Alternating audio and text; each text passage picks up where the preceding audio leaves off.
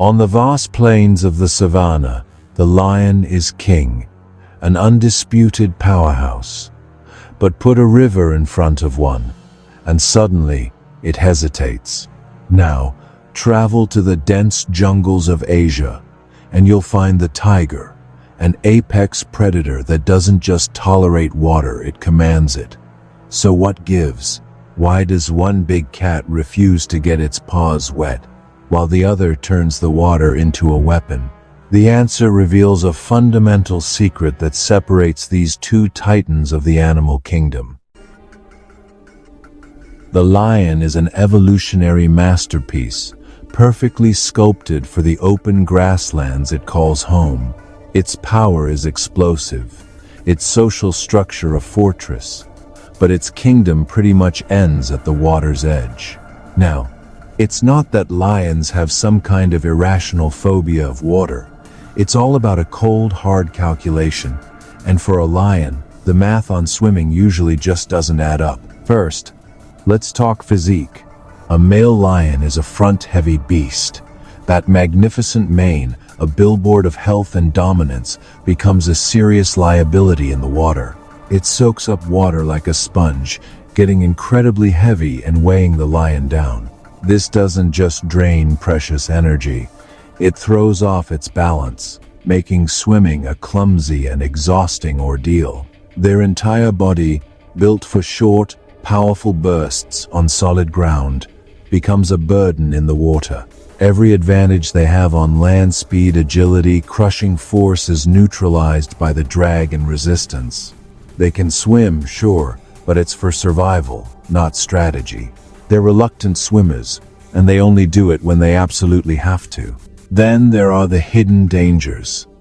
The rivers and watering holes in a lion's territory are often murky and opaque. A lion can't see the depth, the current, or what's lurking just beneath the surface. And what's lurking is often the Nile crocodile, an ancient predator that perfected aquatic ambushes millions of years ago. A lion in the water is slow, vulnerable, and totally out of its element. A crocodile in the water is in its fortress, a silent, patient hunter with every possible advantage. For a lion, entering the water is like a knight shedding his armor in enemy territory. It's a calculated risk, and unless the reward is massive, like escaping a wildfire or chasing a guaranteed meal, it's a risk they are hardwired to avoid. Finally, it comes down to their social life. Lions are the only truly social big cats, living and hunting together in prides. This teamwork allows them to take down enormous prey like buffalo and giraffes on the open savanna. Their entire strategy is based on coordinated flanking, herding, and ambushing on solid ground. Toss a river into the mix, and that whole system falls apart. A pride scattered in the water can't communicate or coordinate. The energy cost for the whole group is huge, and the reward often isn't worth the collective risk. While there are famous exceptions, like the lions of Botswana's Okavango Delta who have to navigate seasonal floods, most lions see water not as an opportunity, but as an obstacle, a dangerous, energy-sapping barrier in their world of sun-baked earth. All right, let's leave the savannah and head to the dense jungles and mangrove swamps of Asia. Here, we find the tiger, a solitary phantom that has taken a completely different evolutionary road. For a tiger, water isn't a barrier, it's a highway, a pantry, and a weapon. Unlike the lion, the tiger's body is built for the water. They have an incredibly muscular build, with powerful hind legs that act like massive paddles, driving them through the water with surprising grace and speed. Their paws have webbing between the toes, a subtle but critical adaptation that gives them a more efficient stroke. Their whole physique, honed for moving through dense forests, also makes them fantastic swimmers. They aren't just capable, they're often enthusiastic. They'll frequently use water to cool off in the stifling heat, a vital behavior for the largest of the big cats. Cubs are even introduced to water at a young age, learning to see it as a place of play and opportunity, not danger. But the tiger's bond with water goes way beyond just taking a cooling dip. It's a core part of its hunting strategy. Tigers are masters of the aquatic ambush. That iconic striped coat, perfect for camouflage in the jungle's dappled light, is just as effective at breaking up their outline along a riverbank.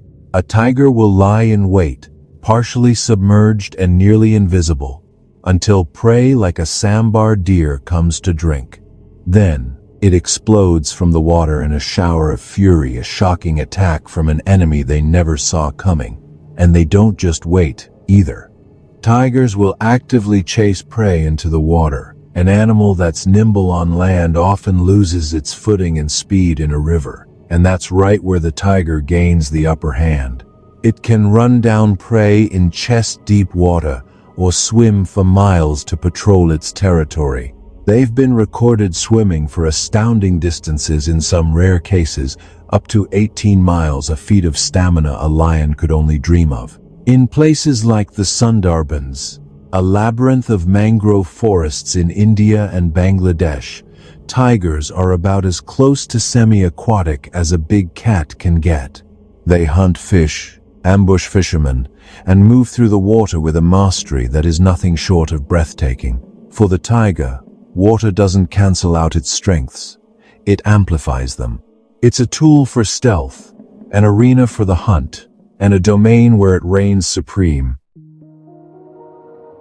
So, we have two of the planet's top predators, close relatives from the same Panthera genus, with completely opposite relationships with water. The why isn't about a choice they make in the moment.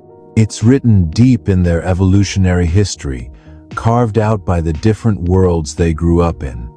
The story starts millions of years ago, when the ancestors of lions and tigers split.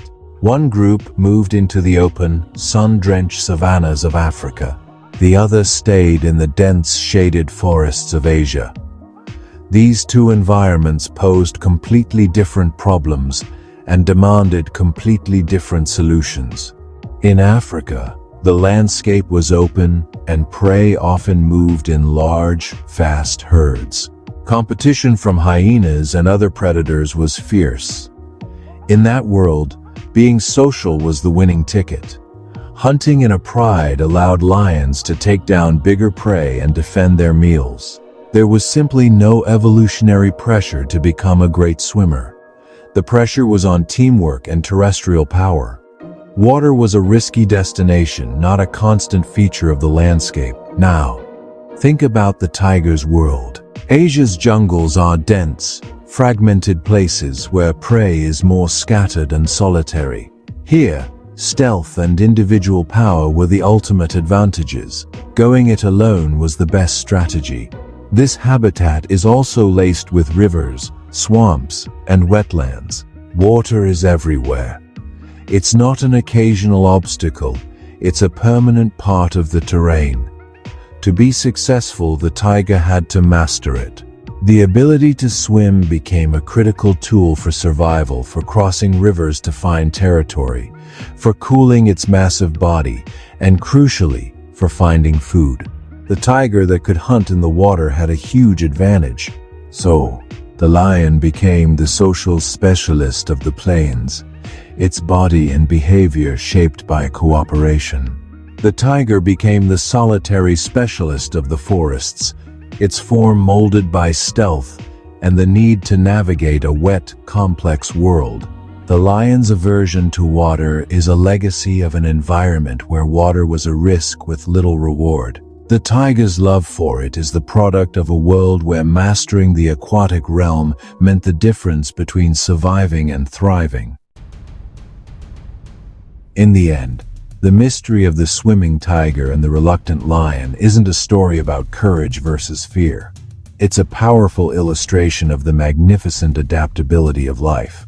It shows how two closely related species, put in different worlds, were sculpted by their surroundings into profoundly different, but equally incredible animals. The lion, king of the savannah, is a master of the earth, a social powerhouse whose rule is built on teamwork. For him, Water is a risk that cancels out his greatest strengths. The tiger, phantom of the jungle, is a solitary master of stealth, whose power is amplified by the very element the lion avoids. One is the product of open plains and social bonds, the other of dense forests and solitary survival. Two kings, two thrones, and two perfectly evolved strategies for ruling their domains. What do you think is the more impressive evolutionary strategy?